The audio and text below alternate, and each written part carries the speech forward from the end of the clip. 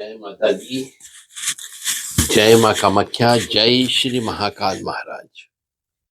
देव Radha trust Satyavani channel से आप जीवन के अनुभव के सत्य को सुनते हैं।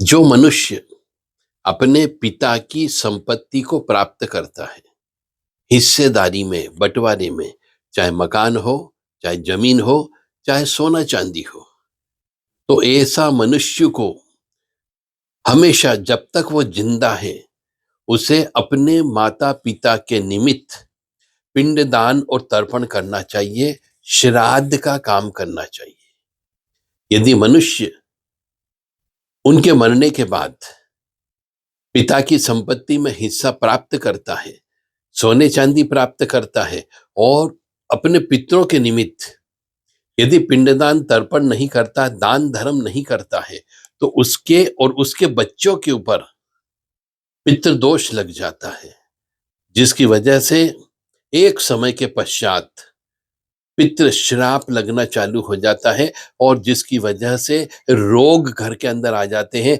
शोक घर में आ जाते हैं, अशांति आ जाती है, दुख आ जाते हैं, दरिद्र आ जाते हैं और मानसिक रोगी हो जाते हैं। बच्चों का भविष्य दांव पर लग जाता है। पितृ दोष की वजह से पढ़ाई लिखाई करने के बावजूद भी मनुष्य के जीवन में सुख नहीं मिलता है। इसलिए अपने माता पिता की संपत्ति को लेने के पहले 10 बार सोच लो कि माता पिता की संपत्ति लेते हो, हिस्सेदारी में बंटवारा लेते हो, जमीन में बंटवारा लेते हो, सोने चांदी में बंटवारा लेते हो, तो परिवार वालों को और खुद को 10 बार समझा लो कि मुझे पिंडदान करना है, तर्पण करना है और उनके वर्ष श्राद्ध में या फिर 16 श्राद्ध में उनके निमित्त दान धर्म अवश्य निकालना है। वो अपनी मेहनत की जमा पूंजी आपको दे जाते हैं।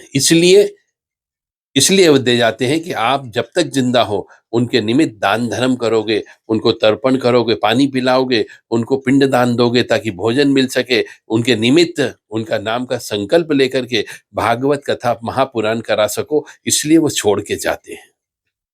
और जो मनुष्य लेने के बाद में उस पैसे को, उस धन संपत्ति को बेच करके अपनी ऐशो आराम की जिंदगी गुजारता है, अपनी पत्नी के लिए हार खरीद लेता है, अपने बच्चों की शिक्षा में लगा देता है, तो मान करके चलो कि वह व्यक्ति पितृ दोष से संक्रमित अवश्य होगा। मानो या न मानो, ये पूर्णतः सत्य है।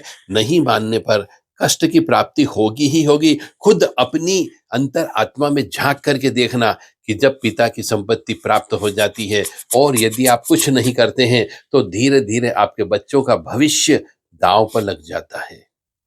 मेहनत करते हैं पर मेहनत का फल नहीं मिलता है, अचानक बीमारियां आ जाती है, रोग आ जाते हैं, पैसा पानी की तरह बह जाता है। ओम देवताभ्य पितृभ्य महायोगिभ्य एव च नमः स्वधाय स्वाहाय नित्यमेव नमो नमः। ओम पितृदेवाय नमो नमः।